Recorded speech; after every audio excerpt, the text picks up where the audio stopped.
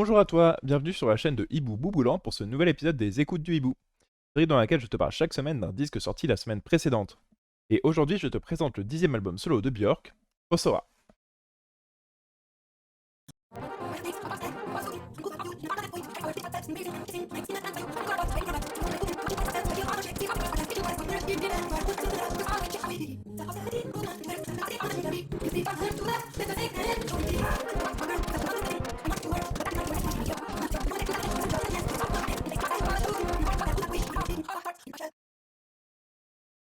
Faut-il encore présenter Björk?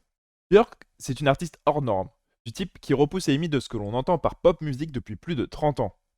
En ayant été l'une des premières à incorporer la musique électronique à un album pop avec Début, son premier album solo, en ayant composé un album entier avec pratiquement que des voix humaines avec Medulla, ou en ayant pensé son album Biophilia comme une expérience multimédia totale accompagnée de sa propre application, la chanteuse islandaise s'est toujours positionnée à la pointe de l'avant-garde, explorant toutes les voix qui se présentent à elle et en s'engouffrant toujours plus dans la musique expérimentale. Définir la musique de Björk et ses influences aujourd'hui se rêve presque de la mission impossible, tant toute musique jamais jouée un jour semble être une source d'inspiration pour Björk. Depuis ses débuts dans le groupe de rock alternatif The Sugar Cubes, on peut entendre dans sa musique des éléments de jazz, de musique contemporaine, de techno, de musique industrielle, de chansons traditionnelles et médiévales, de musique classique, d'ambiance, d'afrobeat. Et dans le cadre de Fossora, toutes ces influences sont au service d'un projet, créer la sonorité de l'album dit Champignon de Björk. Pour en arriver là, il faut se rappeler que les deux derniers albums de l'artiste étaient fortement marqués par la séparation de la chanteuse et de son ancien compagnon Matthew Barney, avec qui elle a partagé la vie pendant plus de 10 ans. Vulnicura est l'un des albums les plus sombres de sa discographie, l'introspection dans l'écriture laissant la place à un magnifique album si lourd à porter que Björk en annula toute une partie de sa tournée européenne de l'époque, ne réussissant plus à interpréter l'album sur scène. Utopia relevait plutôt de l'évasion. En collaboration avec l'artiste vénézuélienne Arca, elle est partie faire le deuil de cette relation dans des chansons d'amour aériennes et la recherche des chants d'oiseaux.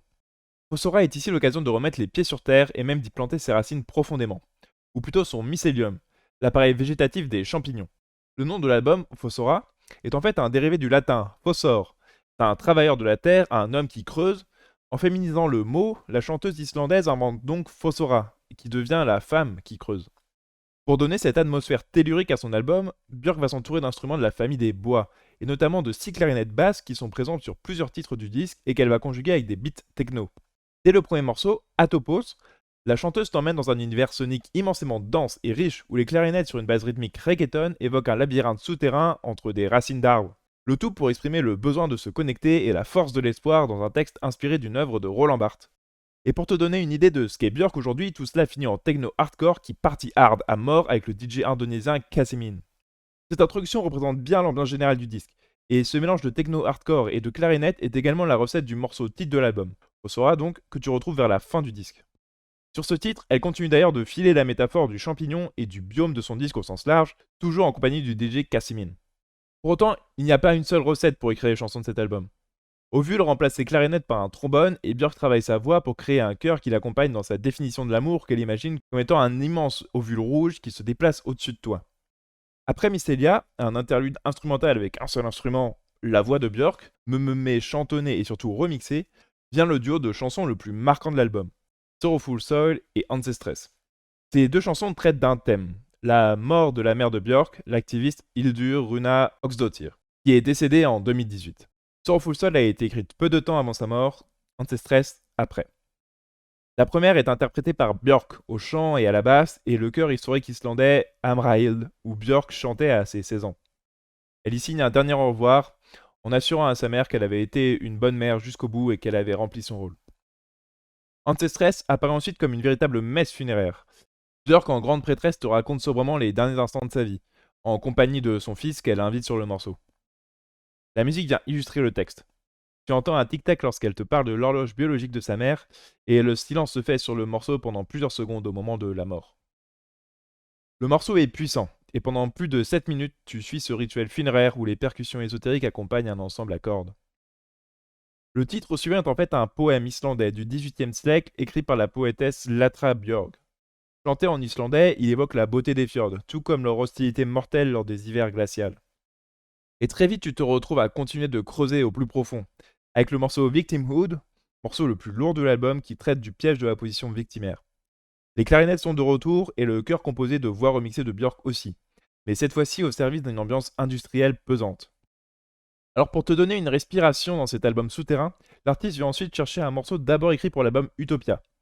Sur Hello, les flûtes remplacent les clarinettes et le regard sont dirigés vers le ciel et les cimes des arbres. Et la voix aérienne d'Émilie Nicolas contribue à instaurer une ambiance unique au milieu de cet album. Retour aux champignons et retour sur Terre avec le prochain morceau, Fungal City. Mais cette fois-ci, tu es mis au centre d'un biome coloré, bondissant. Les clarinettes sont de retour, les cordes aussi, avec cette fois-ci des violons joués pizzicato. Et l'artiste expérimental Serpent with Feet vient poser sa voix d'ange sur le titre. Enfin, les beats techno sont aussi de retour pour venir clore le morceau. Et la techno, tu ne la quittes pas pour le morceau suivant. Trolla Gaba joue sur la signification du mot Gaba, qui veut dire canular en islandais. C'est aussi une abréviation pour Gabber, un sous-genre de techno hardcore. Alors pendant presque 2 minutes, le retour du DJ Cassimin va te donner un bon gros boom boom dans tes oreilles.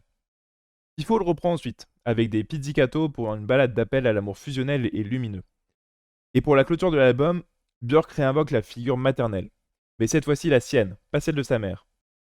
En invitant sa fille Isadora Barney sur le morceau Her Mother's House, elle évoque l'ambivalence d'enseigner l'indépendance à ses enfants, l'amour que tu lui apportes sert à les détacher de toi. Sur une chanson très éthérée, la mère et la fille se déclarent leur amour et le cycle des générations continue. La boucle de l'album est bouclée. Fosfor est un album complexe, généreux et dense. On n'en attend pas moins d'un album de Björk en 2022. Ce n'est probablement pas la porte d'entrée la plus facile dans la discographie de l'artiste, et si tu n'accroches pas d'entrée à cet univers, tu vas plutôt chercher du côté de l'exubérant post ou de l'intimiste vespertine. Mais c'est un magnifique album qui se révèle un peu plus à chaque écoute et qui explore encore une fois un nouvel univers. Björk nous livre avec ce disque un nouveau chef-d'œuvre et réussit avec brio son retour sur Terre. La musique pop a désormais son album Champignon, et même elle ne savait pas qu'elle en avait besoin. Merci à toi d'avoir regardé cette vidéo, n'hésite pas à t'abonner à la chaîne si elle t'a plu. Tu peux aussi jeter un œil aux autres réseaux de la chaîne, le TikTok pour des avis très courts sur d'autres disques dont je ne te parle pas ici, Instagram où je te partage ma collection de disques, et le Twitter pour ne rien louper des infos de la chaîne. En attendant, je te dis à la semaine prochaine ici pour une autre vidéo sur un disque qui sortira vendredi.